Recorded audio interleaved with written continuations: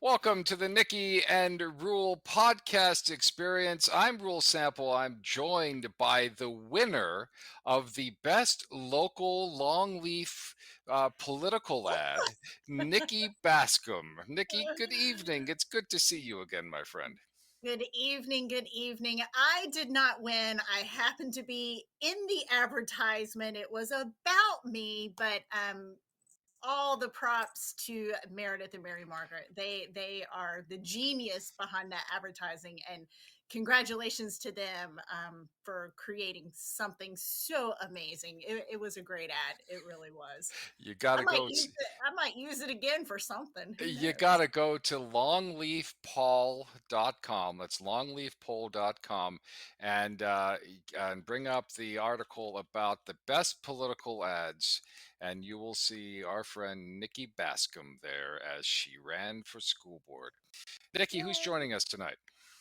I am so excited. I get so excited about all of our guests on the show, but this is someone, as I've been looking at through some of my genealogy, that there is a very slight chance that our family lines cross, and I'm so excited to welcome Representative Ted Davis. Thank you so much for joining us tonight. We're Well, excited to cousin, have you. it's good to be here, cousin.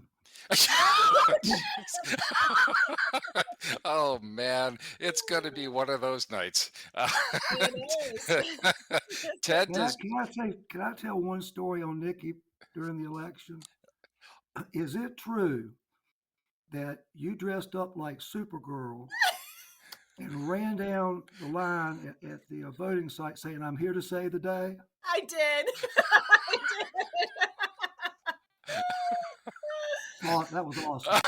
Awesome. It was Halloween, and I was dressed as Supergirl, and I did. The lines were so long; everyone was waiting.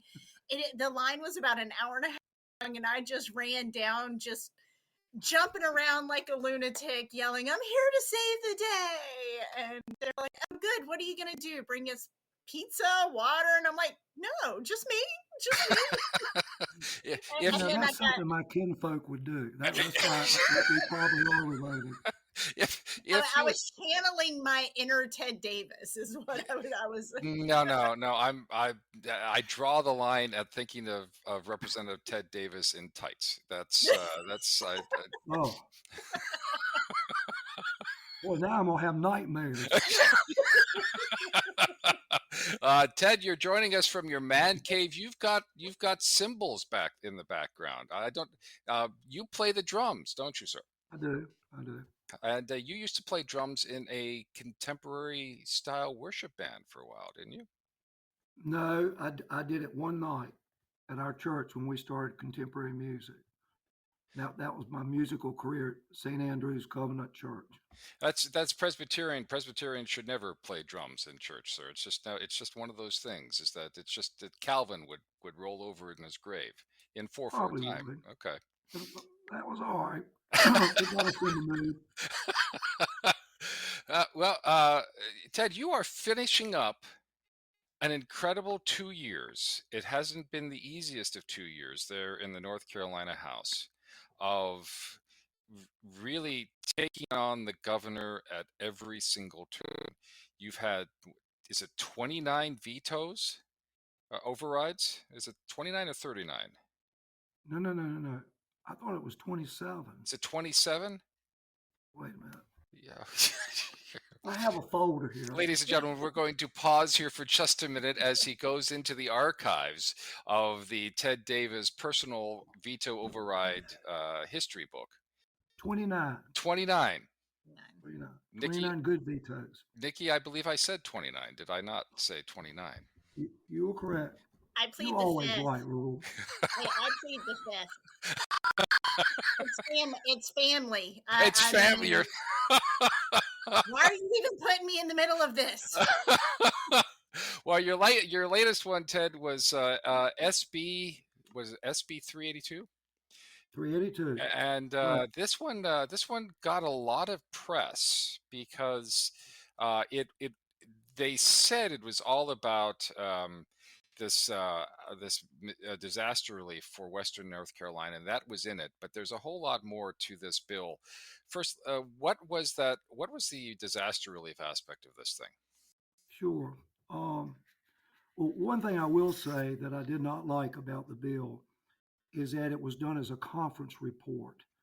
Uh, that is where the House and the Senate leadership, being the Speaker and the Pro Tem, get together and approve what the content is.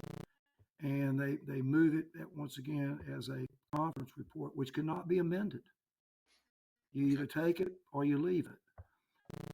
I will say what I did not like about this bill. I was driving to Raleigh the morning that we were going to have session, and uh, I did something I shouldn't do while you're driving, but I got my phone and I looked just to see if I'd gotten any emails on my legislative web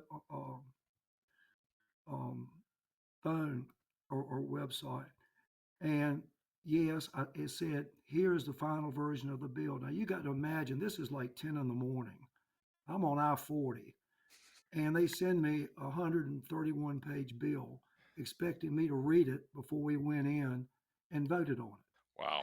it. And I didn't like that. Yeah. That's not the way you should do business. Mm-mm. And one thing I'm committed to, and I've talked to some other members of the House, that we want to go in and change our caucus rules. Yeah, we're not going to do that anymore. We're not. If the Senate wants to send over something like that, or if the House wants to do something like that for us to vote on, we've got to get it early enough to be able to look at it, vet it. I think it should go through the committee process, really, before we vote on it. But Hmm. anyway, having said that, one thing that I've been disappointed in as a result of that bill passing is people making it seem like the appropriation in that bill was the only thing we've done. And that's totally incorrect. As you know, we have had two appropriations prior to this bill. First off, I'll say that it's been estimated that the total amount it's going to take for Western North Carolina to recover is $53 billion. That's That's 53 billion with with a a B. B, a Bravo. Wow. And the first appropriation we did was for 877 million. And then the second appropriation we did was 200, I'm sorry, um, it was 877 million for the first two appropriations combined. Excuse me. And then this bill that we passed has another 277 million. So that's a little over 1.15 billion with the B Mm, dollars mm. that the legislature has already appropriated for Western North Carolina. And it hasn't been that long since this thing happened. So to think that the legislative process has moved that quickly because we knew the importance of getting this funding done. And I will say most of it has not been spent yet. And the reason for that is we're not like the Democrats that just throw the money out there. What we did before the first appropriation is we tried to get a list of exactly what needed to be done, then prioritize that list and provide the funding that would accomplish what needs to be done there. We did the same thing before we did the second appropriation, and we're going to do the same thing again concerning this appropriation. So when you look at that over $1.15 billion, yes, it's going to go to Western North Carolina, but it's going to go in a way that we know where it's going, and it's be going for specific items. And if you remember, previously after the hurricanes, there was millions and millions of dollars that the legislature approved to help those people. There are still people that are living in motels because that Mm. money has not been spent. And we had a legislative investigative committee to call in the people, and these were Cooper's appointments. I'm not playing politics. I'm just telling you the facts. Hmm. These were Cooper's people that were doing this. It was run by the Democrats, and we had them come in to answer questions, and they had the audacity to ask for millions upon million more dollars because they were underfunded now, with no transparency, no explanation of where the money went. And of course, the legislature did give some, but not all that they wanted. And the person that was the head of that agency got fired. That's one of the reasons why we are doing what we are doing now as Republicans. We are not going to go through that same route that happened previously under Cooper's leadership. We're going to make sure, number one, that we, once again, we prioritize what the needs are. We do the funding that is needed to meet those priorities. And there's going to be accountability and there's going to be transparency. In other words, they're going to have to report back to the legislator saying, yes, this is the amount of money we received. Yes, this is the amount of money that was expended. And yes, this is what it was expended for. So we're going to go about this totally different than we did before.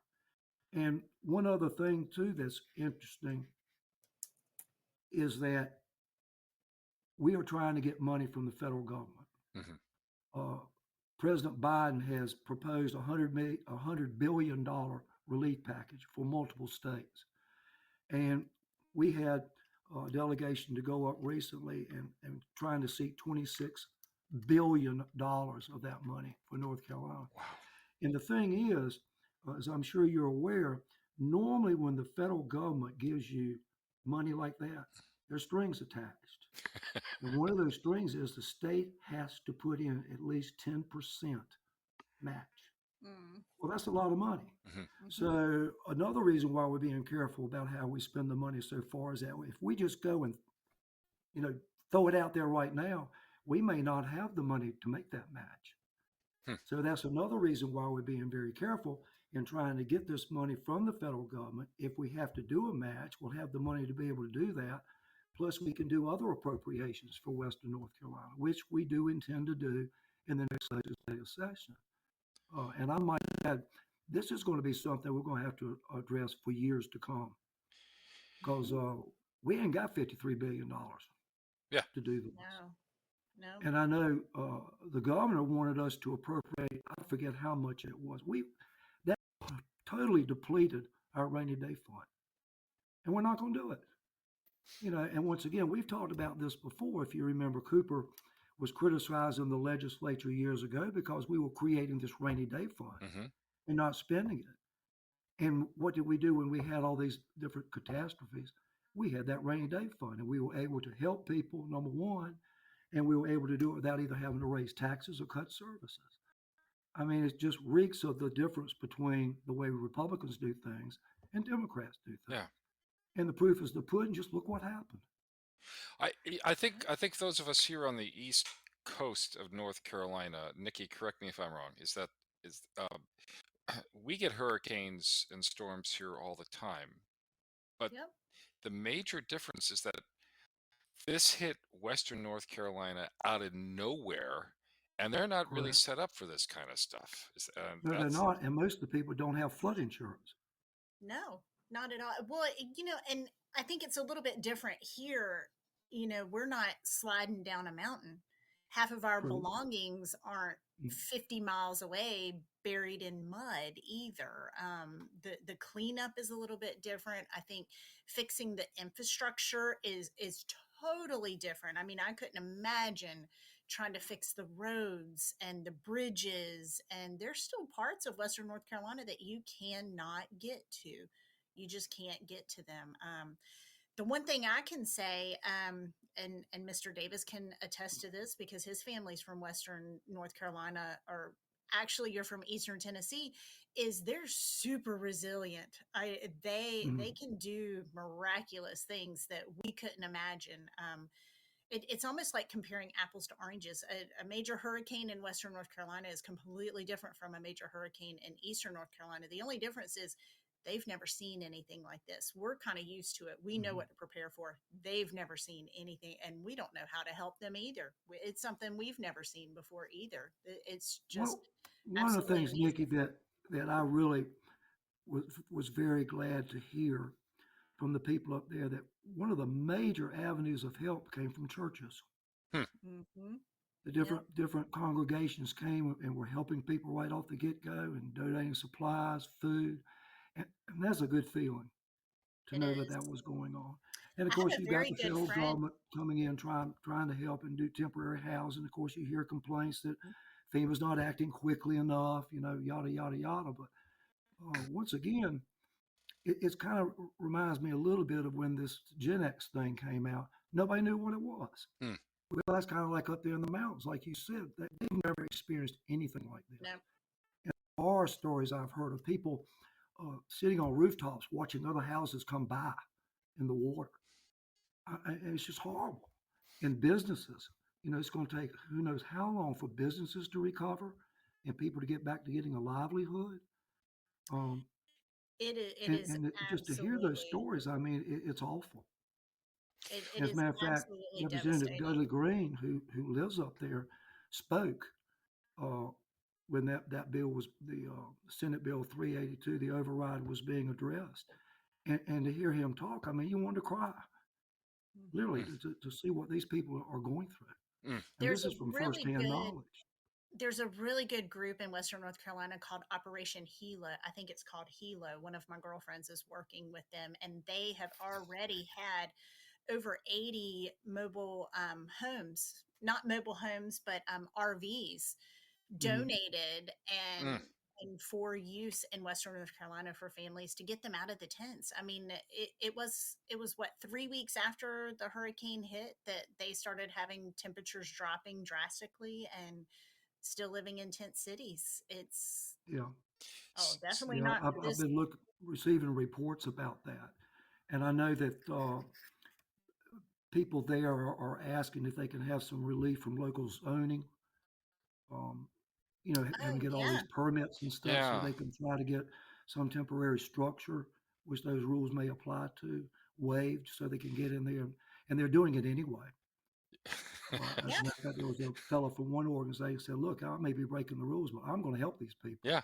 Yep. Yeah, we saw that a lot with folks saying, just basically driving by blockades and say, "Listen, I've got to get things up to folks who need it." And you folks in the legislature actually moved pretty quickly on getting both financial relief, vote relief to them, Mhm. and all these other in record time, and probably because you were able to get that out of that rainy day fund. You weren't didn't have to move money Well, around. You already had it. if we didn't have that rainy day fund, it wouldn't have been done. Yeah. Well, Uh, I, I, the other thing about SB 382 that they didn't really talk about. They kept talking about you folks withholding this disaster relief. Is the reallocation of how the Board of Elections is overseen. That is a big deal, Ted, because we still have elections that haven't been decided yet because of the Board of Elections. What did you guys do in SB 382 with the BOE? something that made the Democrats very upset. What basically, um, what it does, it transfers election board appointment power from the governor, which would include the incoming Democrat John Stein, and it transfers it over to the state auditor, which would be the incoming Republican Dave Bollick. And the Democrats are very upset about it. But to me, Rule, I looked at several things in supporting that. Number one, which I think is very kind of ironic, after every election, people say, we want an audit. We want a forensic audit. We want you to go in there and we Mhm. want you to do this audit so we can determine whether or not this election was valid or not. Well, who better to do the audit than the state auditor? I mean, we're giving the people what they want. Yeah. If it was the old adage, you better be careful what you ask for, you just might get it. Well, they're Mhm. going to get it. You know, and the other thing that think of all the election irregularities that have gone on in the last 4 years since Governor Cooper has been in charge. Hmm. And a perfect example is what happened here in New Hanover County this last election. I mean, Mm, you have an goodness. election, you got the Board of County Commissioners, Nikki, the Board of Education, Mhm. wanting to know, all right, are the votes in? Did I win? Did I lose? What's going on? And then days afterwards, the local director said, oh, by the way, we found all these provisional ballots that we didn't count, and they weren't counted in violation of state law. And what really got me was that the election director said, well, I was directed by the state board that I could do this. Yet the state board denied that they ever said that. And so the county commissioners have hired an outside law firm to go in and do a audit, if that's the correct word, to find out just what happened. And the local elections director is refusing to cooperate. Will take no part in that investigation. Now that's got to tell you something. And but they still have to do the audit, right? So well, they're going to do it with or without the assistance of this local director. But that to me just reeks. And I have heard horror stories from other representatives of things that happened during the election that were totally counting votes from people who were deceased. I mean, it was just incredible. And we had the big discussion before we actually went in and voted on the bill. We did discuss it in our Republican caucus. Of course, I didn't have time to read that 131-page bill before we had the caucus. And it was a long caucus. And we really, as a matter of fact, when that topic came up, nobody was saying anything. So I raised my hand. I said, look, I'm on the fence about this thing. I want to hear some discussion about the pros and the cons, about why we should or should not do this, so I can make up my mind. Well, then everybody and their brother started talking. And it was really interesting to hear all the different things that people were saying. And by everybody, Rule and Nikki, agreed that the process for which this bill was done was wrong. Hmm. You don't wait till the last minute and shell out a 131-page bill that you can't amend and expect people to be able to go in and intelligently vote on it. But once again, it was a take it or leave it. Either you do it or you don't. But by far, everyone commented about the procedure. There was no question that nobody liked the way it was done. But the biggest part of that bill that people talked about was the election part. And really, and different representatives from different, districts throughout the state were telling things that went on that weren't right with their board of elections. And I mean, you can't make this stuff up. And it's not like they all got together and said, this is what we're going to say. So, I mean, this was independent people, separate apart from each other, telling these things. And it really made me even better prepared to vote for that aspect of the bill. And I think what you're going to find, well, number one, I believe what you will find now is you're going to have Republican controlled board of elections. And I don't think you're going to find this stuff that's been going on like it was before. And I mean that very seriously. Well, we have, like David Bollick said, he didn't ask for this. This is not his idea, and he wasn't part of it. It was just if we were going to do it and give that authority to somebody, who would be best to do it? And once again, it fell back to the auditor, which is what everybody wants after an election anyway. and the auditor is a statewide elected office, so it's not like we're giving it to some bureaucrat someplace. That's absolutely correct. And by the way, Boliak won the Longleaf, North Carolina political ad competition. So not only did he get into office, he won. Now, Ted, if you had run a series of ads, I'm sure that you would have been in that running someplace. But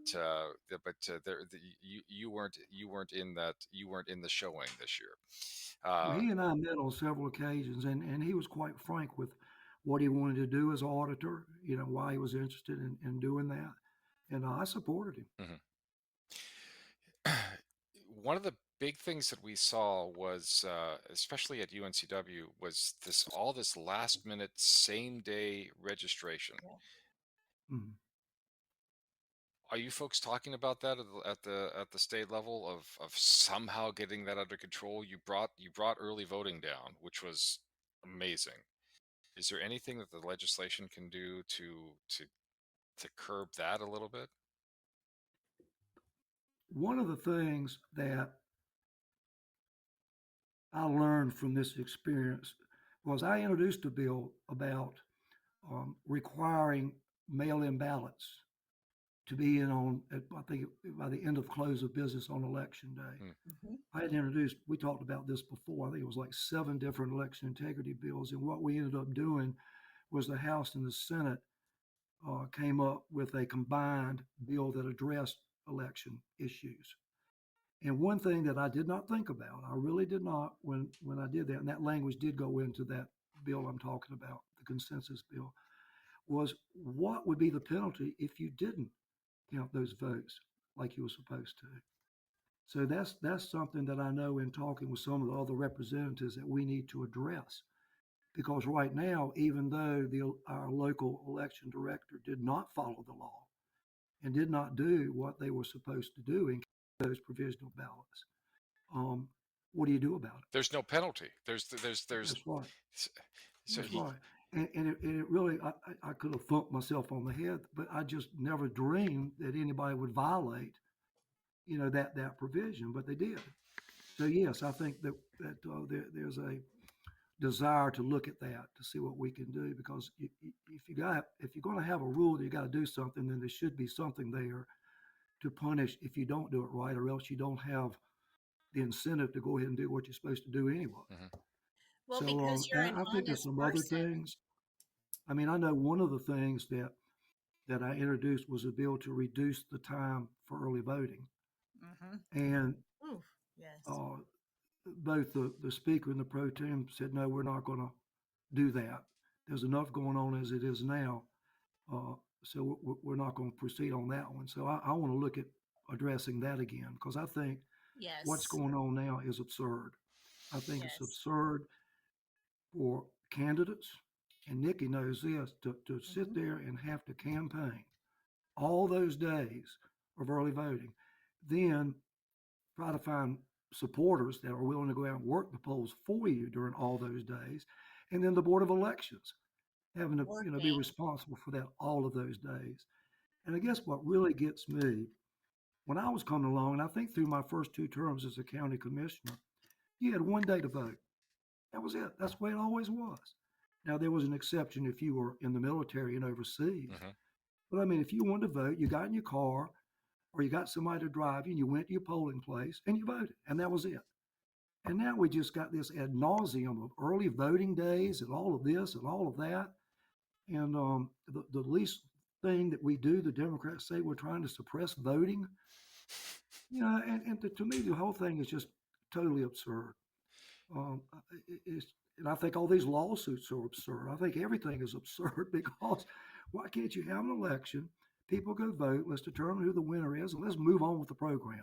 Yeah, Well, You don't have that anymore. Nikki, in Iraq after the war, they went in, they voted, and they had the elections, the results that same day. In mhm. Florida, which is what, 5 times the population of North Carolina, they have the results the same day. Mhm. And you, as a candidate, you were waiting around for days to get answers. We were waiting around for days and then recounts and all of this. But to piggyback on the long days of early voting, something that I brought up last week is we're all human with all the human fallacies, and we're going to make mistakes. And when you're tired and you have so many days and long hours and you're not allowed to leave, because I worked for the elections for a few years. You're not allowed to leave. You're hanging out in this room for days and days and days. The tendency for something to go wrong or a temper to flare, or we're just creating a perfect storm all on our own by having all of these early voting days. And I understand that we don't want to suppress a vote, but if the vote is super important to you, you will find a way to be there. You will be there. Maybe looking into having non-traditional hours instead of a 13, 14, 15 hour day. Mhm. It's grueling, not only for the people electioneering outside and the candidates, but it's grueling for the Board of Elections. I agree. It's a lot. And one thing that really got me, the local director says, well, we didn't have enough people. Well, the answer to that is number one, everybody in Cut the your world knew hours. this was, I know, everybody in the world knew this was going to be a big election. Hmm. Yes. Everybody in the world knew that people were going to come out of the yin yang to go and vote. And I've talked to several of the commissioners who both said all they had to do was ask us. Yeah. All that election board had to have done was gone to the commission and say, look, we anticipate a huge turnout. we don't have enough people here. Can we hire some temporary help? They didn't do that. Yeah, because the county commission actually gave them more money this year. The board of the BOE asked for more money, and the county commission gave them more money. It wasn't like they were underfunded. Well, plus, if they even needed more, Yeah. they would have given it to them. Yeah. I really think it was set up to fail, just so they could sit there and try to blame it on. Republicans. Everybody It's funny because everything that has happened since I've been in Raleigh with the governor or even this, it always come back, well, you don't give us enough money. You don't give us enough money. Well, you don't ask for it. And I know for a fact on the state, Mhm. we, being the General Assembly, asked the State Board of Elections, do you need more money for this coming election? And they said no. Well, we gave them money anyway. I'm serious. Yeah. So even if the state board comes in and says something like that, that is totally false because we gave them money after they said they didn't want any in the first place. And then you got New Hanover County saying, we don't need any money. Or excuse me, did not even go to the commissioners and request more money for temporary help, which they would have been given. Now, Donald Trump has said that he is not a fan of early voting, and if he had his way, he would get rid of it all the way across the country, and go to paper ballots. Now, the federal government has no say in state elections, but is there ever any chance of us going back to just one day of voting here in North Carolina? I wouldn't mind it Hmm. myself. Hmm. I mean, if you wanted to have maybe 2 days of early voting, I mean, seriously, a smaller amount. Yeah.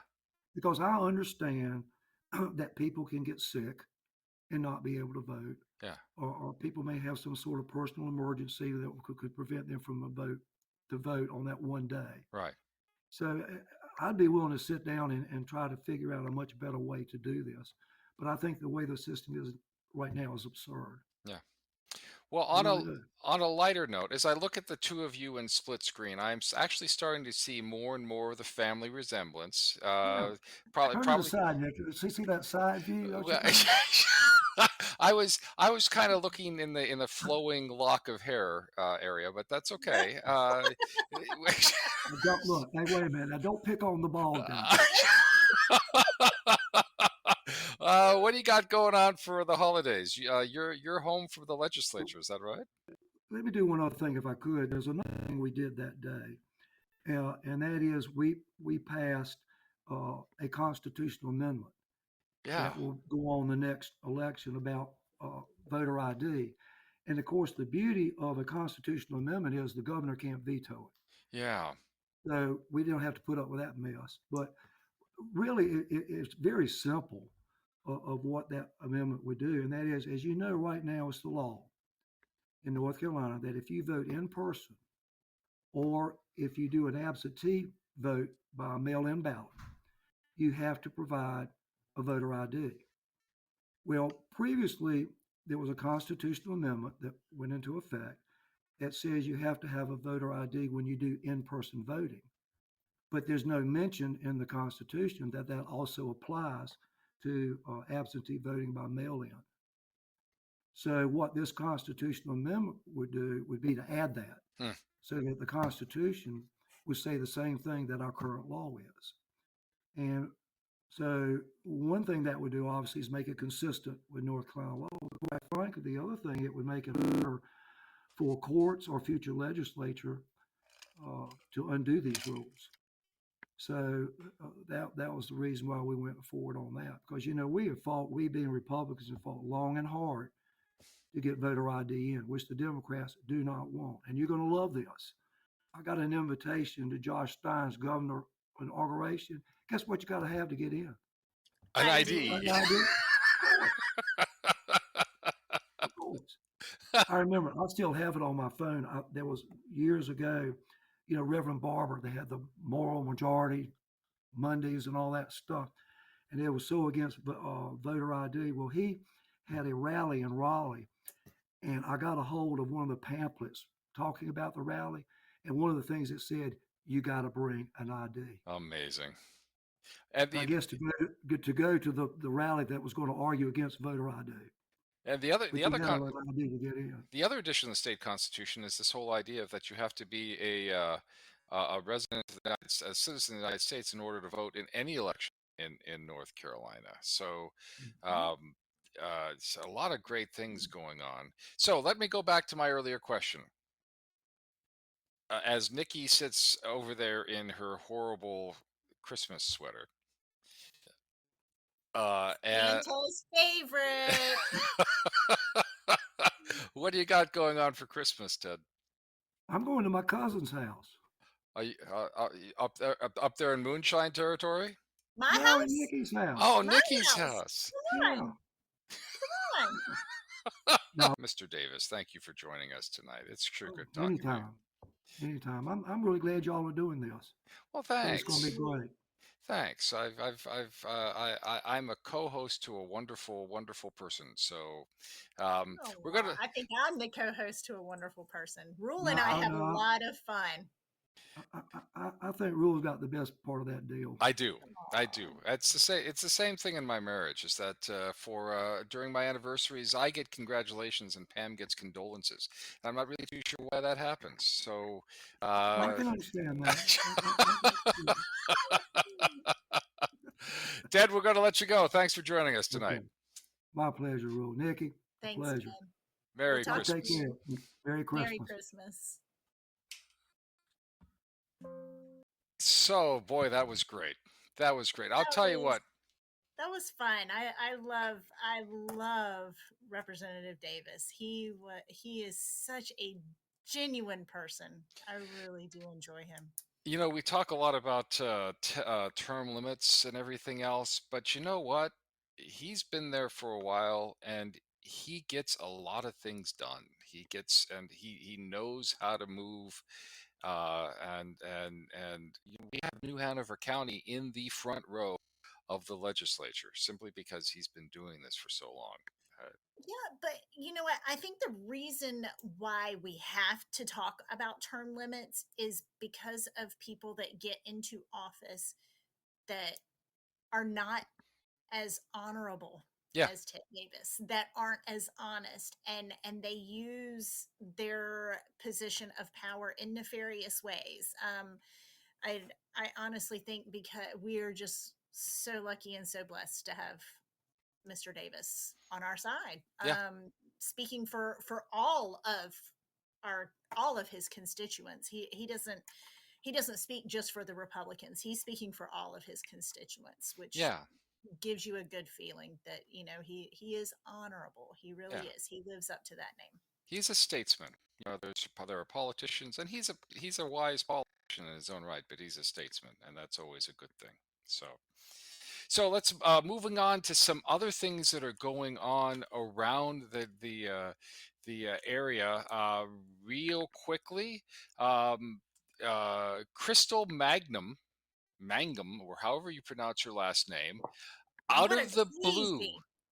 Wow. Where What did a that come from? Where did that if for those of you who can't remember, if you haven't seen the news lately, Crystal Mangum accused three Duke lacrosse players back in 2006.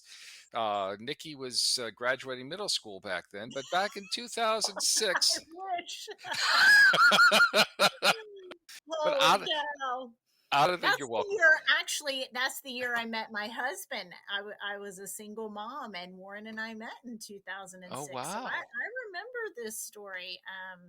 Because as a single mom, that you hear about rapes and things like that, it really stands out in your mind. Not saying that it wouldn't stand out in another person's mind, but a single mom of two young kids, it really stuck out. I will never forget following that story every day.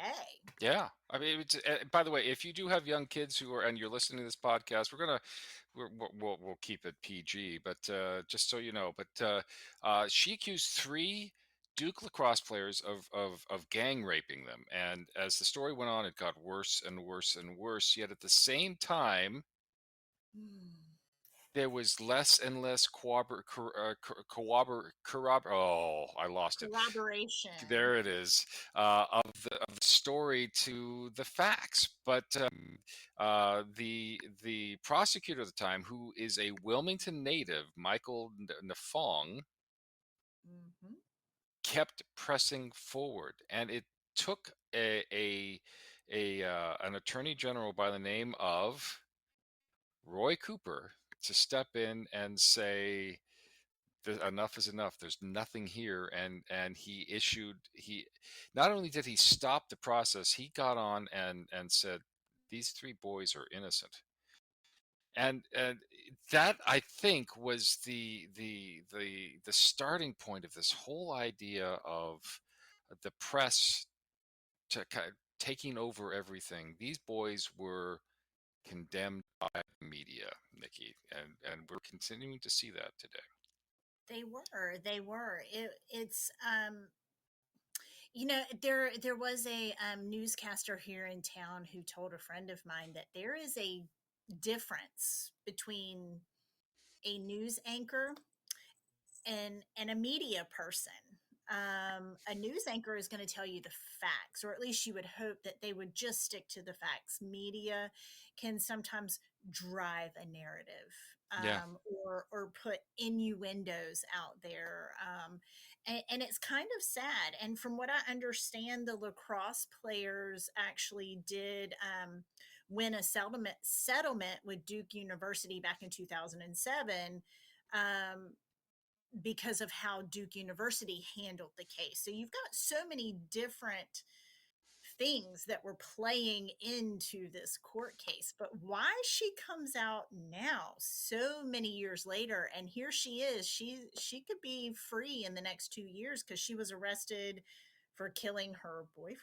Was it her Yes, boyfriend? she was arrested for killing her boyfriend. I don't know if it was manslaughter charge or murder in the third degree or something like that, and sentenced to time in prison. And her earliest parole is, I think you said, 2026. 2026. So this is Yeah. something that happened in 2011. Now I could understand 2011. She's going through this murder trial, and this comes out. But why now? Why just out of the blue she decides that she's going to say, "Hey, by the way, I falsely accused them, and I apologize. I hope they can forgive me." What do you think? Okay, coming from seminary school, and what do you think? Can you? I mean, Well, she ruined these poor guys' lives. Is there a forgiveness out there? What could you do? What do you do? Well, that's an interesting question. Personally, I believe that there is forgiveness, if not in this life, in the life to come, but you still have to be held responsible and accountable. Mhm. So, yeah, I believe in capital execution. I believe that if you murder somebody, you pay the penalty. It's not a punishment because you can't learn anything from it because you're dead. However, there are plenty of people who are put to death who probably uh, meet their Lord from a conversion at some point. And maybe that's what's going on with her. Maybe she has, in that the podcast that she did all this on, she did talk about God a lot, and she talked about forgiveness a lot. But at the same time, she has been diagnosed with several mental disorders, and so you never know what's going on with her. It's a tough call. Is that, the statute of limitations on all of this have ran out years ago. She can't be sued. She can't be prosecuted. In 2026, if she gets out on parole, she's a free woman. It'll be interesting to see what happens. So do you think it was just that she had a guilty conscience and she just had to get it out there just so she can go on living her life better? Or I think I if I were one of these young men's mothers, I have a 28-year-old and a 26-year-old. So if that would have happened to one of my children, and it ruined their lives. I mean, I raised this child. I helped put them through Duke University. I mean, Yeah. we worked hard. And for her to come back so many years later and say, I'm sorry, I just I don't know if I would have forgiveness in my heart. I'm just what do you do with that? I mean, I'm baffled. I'm baffled. I I told the statute of limitations may be over for, suing her, or she probably has nothing. But the statute of limitations for forgiveness, I'm just, Well, we have to. I think as a mother, I would have rather have not known, and just, I mean, they've gone on with their lives. Yeah. They're somewhere else Well, one now. of them is a lawyer himself, and he went to law school and has become an attorney and a defense attorney, and so he's kind of used his anger in a constructive way. They were all Good. they all received a $20 million. Each of them received $20 million from Duke University because Duke mishandled this Mm. incredibly badly. The whole wrap of that is that if you've got boys going to college universities, you need to tell them, don't go out and party, don't go out and get drunk, Mm. don't go out and do all that stuff, because you don't have a chance. It's going to be rough. What else you got going on there, Nikki? Boy, it was kind of sad bringing this up because on December the 5th, there were two students at UNCW that were arrested on allegedly rape. We'll see how that unfolds because it's still fairly a new case. But and I think the sad part about this, as I have two sons and I have two daughters, and the sad part is, you feel like you have to tell your sons, be very careful when you go out there to, do not put yourself in a situation where you can be accused. But then on the other side of the coin, you're telling your daughters, don't put yourself in a situation where something like that could happen. Yeah, And I think when people like Crystal come out, it just it really damages. We work so hard, and I say we, people that have dealt with sexual abuse and sexual assault, we work so hard to not be that victim, because for a long time people didn't listen, and that's where the hashtag Me Too movement came from. Is there were a lot of allegations out there, and many of them were true, and this just brings up, when someone like Crystal comes out, it just destroys all of that, and yeah. it just breaks my heart for all of those that are going through rape. And then I see this UNCW rape case, and I wonder which side is it. And I think it just further divides everyone. There was a small protest at the Wilmington Police Department over the on Sunday. It was on WCT. It was a group of about 30 women who were very upset about the way the Wilmington Police Department investigates sexual crime issues, and there are two sides to every story, but there's no Mhm. question that how we go about this has got to change, because on one hand you've got to be responsive to the victim, but on the other side you've got to protect the accused. And oftentimes, especially on a college campus, not just UNCW, there's so much involved. You have alcohol involved, you have drugs involved, you have so many things going on. Hormones. Hormones. But then it's also, you're trying to deal with all of this with the alcohol, the drugs, the being out on your own for the first time, trying to navigate all of this. But then so much becomes, it's the court of public opinion, Yeah. which makes it even worse. Yeah. because people, they'll read that sensational headline, and all of a sudden you're guilty. It doesn't matter what the article says. It doesn't matter what the facts say. It doesn't matter what the court says. And because of that one sensational headline that popped up on Facebook or Instagram or X for one brief moment, public opinion is already made, and you're guilty. Yeah, Either because way. we live in a new era of 24-hour news, and you've got to go with the story. And if you have to retract it later, okay, but at least you were the first person to break the story. That, I think, Oh is, yeah. Oh, you got to be the first one. You you got to got to be be the the first first one. one. And then we had another breaking story. You sent me this earlier today about a shooting in Madison, Wisconsin. This is Yes, heartbreaking.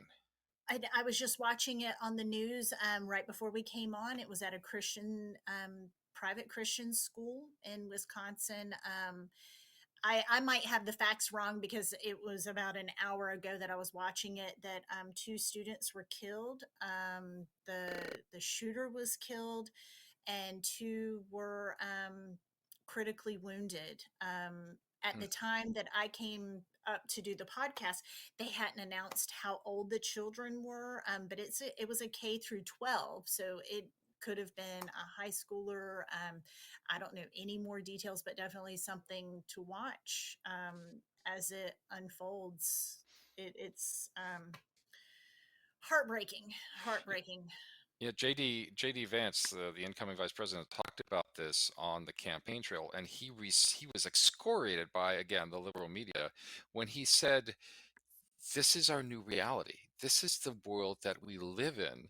Now, people were saying, "Well, they mistook his saying, his probably on Yes. purpose, by saying that we have to live with it. We don't have to live with it. We have to do something about it. But this is the world that we live in." It unfortunately it is. Um, you know, the times just change, the times evolve, and the things that we have to prepare ourselves for will Hmm. change and evolve, and as we grow as a country. And um, no one has the magic wand to fix that one either. So we're just going to have to find a way to come together and know that all of our hearts are breaking, and we're all trying to strive and fight for a better way forward, and Yeah, to figure out why this is. yeah. Definitely some social issues going on, I would have to assume. Something else that we were going to talk about tonight is this Yes. crazy weather. What's What? going on? What's Al Gore must be in town or something. What's going on? It was freezing cold, ice everywhere, and now we're getting up to 71, 72, possibly 73 tomorrow. How are we even handling this? If you I'm don't loving like the weather in Wilmington, just wait 10 minutes because so Frosty's going to melt tomorrow. it. Uh, He is. He and is. but it's supposed to switch back by Christmas, isn't it? From what I'm looking at, the weather, it will. I guess it depends on who you listen to. I don't know about you, but I get pressure related headaches. So when these ups and downs in the is that I am all over the place. So it's going to be a painful few days over here at the sample residence. And I then love peppermint oil. Peppermint oil. and then now I'm next week we're not going to have a podcast next week because it's no, Christmas. And it's you and I were Christmas. talking about before the podcast about traditions. And what do you got going on over there at the Bascom House for traditions? Oh goodness. So traditions in our house is Christmas vomits all over our house, as you can see. No, don't, no, no. This is a high class podcast. Well, I guess that was better than I the. love That's better than the other one. what? You didn't like my Christmas tree? No, we so I was raised as an only child with just my dad. So Christmas was kind of quiet, and now that I have created my own big family. I love Christmas. I decorate. Our nature trail is 100 feet long, and I decorate it. I go all out. Baking cookies. We're gonna make like 12 dozen cookies tomorrow. I love Christmas. That just, and I get up on Christmas morning. We unwrap presents, and I make a big turkey. I don't care who's here. It's going to be a 20-pound turkey, whether there's 4 of us or 20 of us. There's going to be turkey for days. Um, and I make homemade mashed potatoes. And here's something that we, being from the coast, and my aunt is from the New Bern area, she taught me how to make oyster dressing. So we always have oyster dressing for Thanksgiving. And now, do you do that for Christmas as well? Yeah. Oh, did I say Thanksgiving? Yes, Yes. I do it for Thanksgiving and Christmas. We'll have oyster Wow. dressing, Wow. and it's the only time we make it. And how Wow. about you? You were telling me something about Well, Christmas Eve. my wife's family always has spaghetti on Christmas Eve, and it goes back to when Pam's grandmother was working retail, and she would always get off at 5 o'clock on Christmas Eve, and her grandfather would have pasta going by the time she got home. It was kind of one because then they would all go to church afterwards, and so they needed something to have so that they can eat Quick. it as a family. So it's the one time because my wife and I are on low carb diets. It's the one time during the year that we can now have pasta, and it's Christmas, so carbs don't count on Christmas Eve. They don't. No, they don't. And Alcohol doesn't either. Just saying, in that's case you're in wondering. case you're wondering. And if you combine the two, then you're good for the rest of the year, right? You're great. You're great. I think I think the last thing that I wanted to talk about tonight was Shannon Winslow being Yeah. named chair of the endowment. And why this gets me so excited. Well, the headlines were first female chair of it, but my reasoning is because she's a local girl. I grew up with Shannon. Well, I grew up near Shannon. Her and I kind of knew the same people and were in the same crowd, but I'm glad that a local person that understands our nonprofits, understands our community, understands the the way Wilmington is and was and is becoming, is someone that's going to sit on the endowment board, head of the endowment board. So congratulations, Shannon. We're very proud of you. Congratulations, Shannon. Now, that's at the state level, is that right? No, that's here locally. That's here. The That's even endowment. Yep. better. That's even Yep. better. That's our endowment. So Fantastic. Well, last week you get to had a work. trivia question all about the pardoning of a The turkey. turkey. Now, we asked people to respond. You can respond. And by the way, folks, make sure that you like and subscribe. We are on all the major podcast platforms. We're on YouTube. We're on Spotify. Uh, um, uh, uh, so make sure that you like and subscribe. It really does help us grow.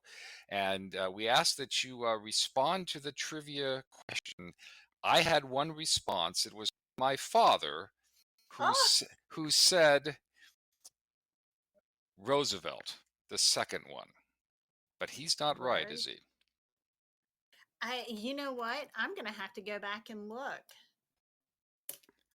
We are Can we? hyper prepared here on the Nikki and Rule podcast We experience. are hyper prepared because I was just prepared to give you a new trivia question. How about that?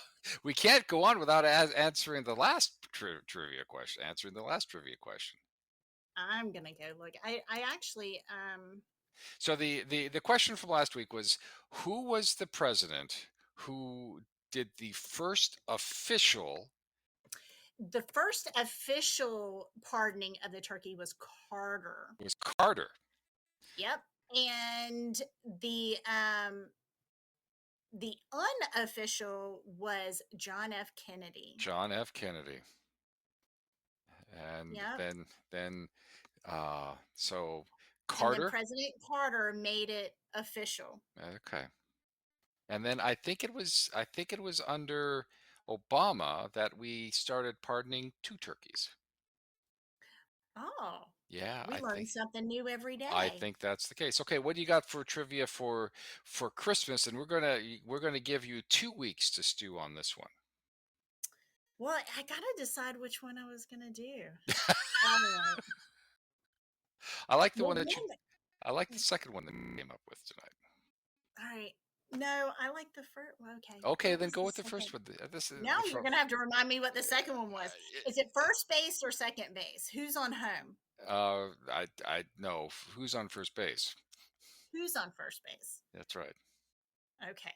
So my trivia question would be, what did my true love give me on the 11th day of Christmas? There you go.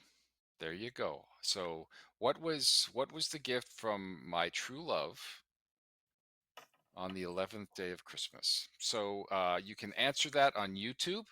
You can answer that on our webpage. We have discuss set up, so you can just log. You can answer that on our Facebook page.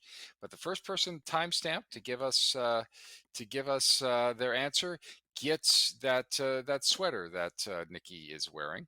Because you won't let me wear it anymore. My son Yes. said I couldn't wear it to school. Yeah. Well, there's reasons for that. So, Nikki, Merry Christmas to you.